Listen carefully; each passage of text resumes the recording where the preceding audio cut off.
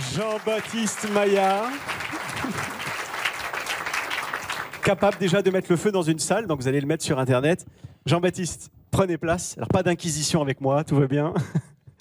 Vous avez compris que derrière les écrans, il y a des hommes. Il y a des hommes et des femmes en chair et en os.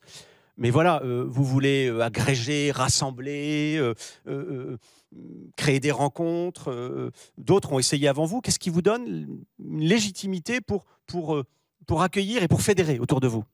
Ce qu'on voit déjà, c'est que ça marche. Et ce qui manque, c'est des émissionnaires.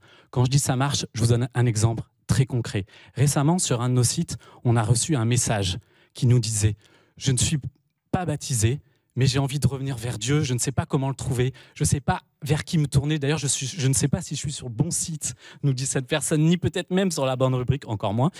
Mais voilà, j'ai envie d'avancer et j'ose pas aller voir des jeunes. Et pardonnez-moi, mon père, j'ose pas aller voir un prêtre. Parce qu'aujourd'hui, c'est le cas. Les prêtres, malheureusement, parfois font peur. Alors, on lui a simplement demandé, mais où habitez-vous? Et elle nous a dit, Paris. Alors, qu'est-ce qu'on a fait? On a cherché parmi nous si on avait des missionnaires capables d'accueillir cette personne à Paris. C'est ce qui a commencé. Et donc, du coup, elles se sont vues, elles ont pris un café ensemble et elles commencent à cheminer vers Dieu. Peut-être que ça débouchera sur la rencontre avec un prêtre. Et on l'espère, évidemment.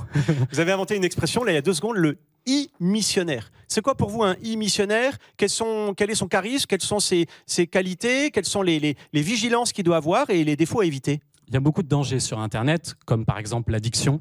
Le e-missionnaire, c'est un missionnaire de l'Internet, mais je ne pense pas qu'on puisse être missionnaire sur Internet si on ne l'est pas déjà dans la vie réelle. Pourquoi je dis ça? Parce que j'ai la chance de moi-même évangéliser là où je suis. Quand je prends le train, j'essaye d'évangéliser et je me rends compte que finalement, Internet est un moyen de plus, un moyen nouveau. D'ailleurs, je pense que c'est une erreur de croire que l'évangélisation par Internet est réservée aux geeks. Ça n'est pas vrai. N'importe qui peut évangéliser par Internet, pourvu que finalement, cette personne a envie de proposer une rencontre avec Jésus, parce que c'est ça l'évangélisation. Et donc, si on a rencontré Jésus, alors on peut être missionnaire, on peut être e-missionnaire. Comme talent, il faut déjà avoir celui-là, finalement. Oui, parce que la lumière qui brille dans les ténèbres, elle n'est pas que sur Internet. Cette lumière, elle est aussi dans la vraie vie, dans mon immeuble, dans la rue, mes collègues de travail. Tout à fait, c'est pour ça que le but de l'évangélisation par Internet, c'est la rencontre en vrai. Et c'est ce qu'on cherche avec nos outils de chat live, notamment, où on a des discussions instantanées avec des gens très loin de l'église. Assez vite, on cherche à leur proposer cette rencontre en vrai, localement. Et si, par exemple, un internaute est dans une paroisse qui n'est pas rurale des Yvelines, eh bien, on peut l'envoyer vers l'abbé Amar. Il me restait un petit peu de temps pour vous poser une dernière question.